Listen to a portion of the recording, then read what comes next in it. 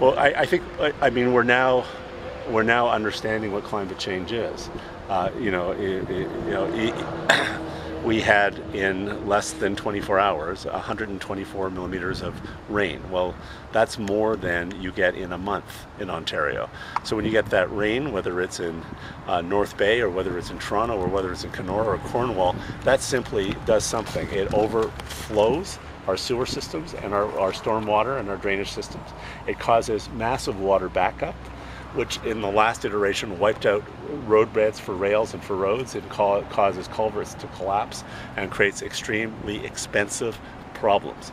So not only do we have to now build our infrastructure for yesterday's challenges, we're now seeing those 1 in 500 year events that used to only happen in 1 in 500 years are now 1 in 50 year events or 1 in 10 year events. And you've seen that in Calgary. Recently, you've seen it in Quebec. You've seen ice storms. You'll notice that every year we're getting more catastrophic and difficult weather events that are simply costing us money.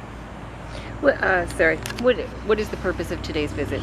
Well, it was three things. One, it was to announce what municipalities have been waiting for, which was about $8 million in critical infrastructure investments in smaller communities in this area for things like bridges, for stormwater, water supply, critical infrastructure for communities that they didn't have the tax base to pay for their own, which was under the MIII program.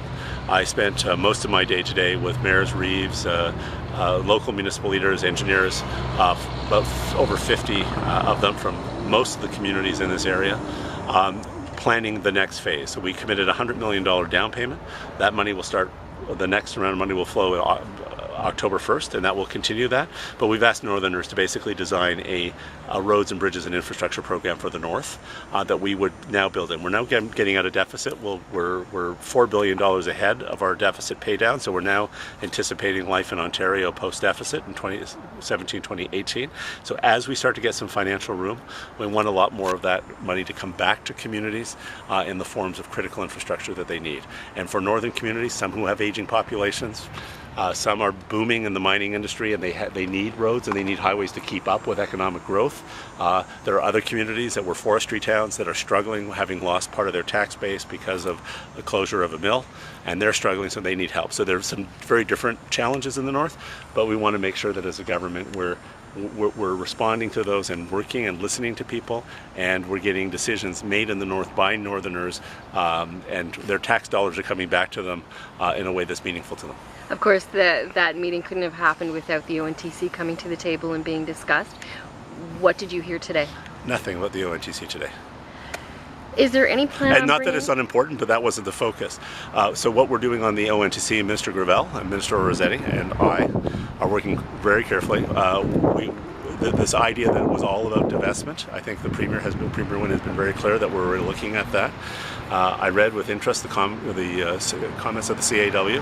I think we have a union there that's being very positive and very constructive. I'm meeting with Mayor MacDonald again, and I meet with Mayor MacDonald on a fairly regular basis to look at what are those issues. There's commercial infrastructure with rail, and there's transit infrastructure. We're doing a whole review right now, province-wide, of coach and passenger services, non-automobile passenger services, and that will be part of it, because we really want to look at a way in which we can optimize and improve the movement of people and working with communities. So we're not in a rush to do this, and we've been quite clear, Minister Gravel's been quite clear, I think, that this is not just about divestment, but it's looking at other solutions that can come out of the North, and we'll take our time over the summer to give those good consideration and make sure whatever the recommendations that come forward are ones that resonate and are connect to the priorities here.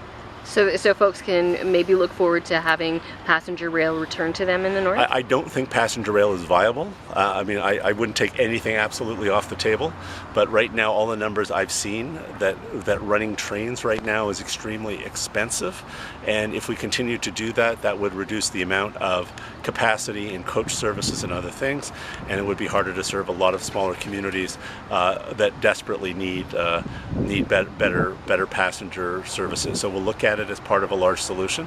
Minister Grailvel is the leader on that. I will support him as Minister of Transportation in that, but we'll take the time over the summer to look at a number of options. We'll look most seriously and firstly at options that are coming out of the community here, and we'll find something. The idea is to move the greatest number of people safely, comfortably, and affordably. If rail fits into that, I'm sure that'll be on the table. If rail cannot fit into that solution, then I think we'll look at alternatives, but we want to look at that transparently with the people who use the service.